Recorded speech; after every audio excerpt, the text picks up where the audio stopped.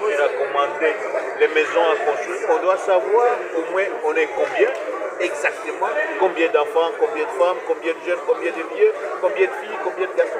C'est très important. Alors, le dernier recensement de la RDC s'était tenu, c'était scientifique d'ailleurs, en 1984, soit 42 ans. Et alors, le président de la République a planifié avec son gouvernement ce recensement qui est très important, à dissocier les recensements, c'est le recensement de la population qui n'est pas l'identification pour ce que fait la CENI. La CENI identifie les électeurs. Et là, au moins pour la première fois, nous aurons le recensement crédible et fiable pouvant permettre à la RDC d'avoir la maîtrise de sa population dans tous ces développements. Voilà pourquoi je suis intervenu avec ce tas de questions, parce qu'il y a des défis.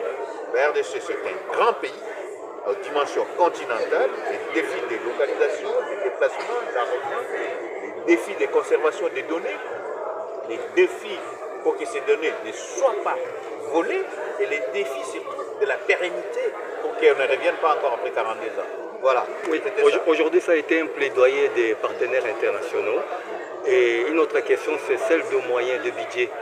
Vous pensez effectivement que... Le gouvernement a prévu un budget, les bailleurs ont mis aussi un peu la main dans la pâte. Vous avez suivi les collègues, tout le monde veut entendre le ministre des Plans. Il faut éviter la fragmentation opérationnelle. Parce que le ministère de l'Intérieur veut faire le recensement, le ministère du Plan veut faire le recensement. Les deux doivent harmoniser. Il faut mutualiser l'effort. Ça permet d'économiser l'argent et de rationaliser l'opération. Merci beaucoup. Merci.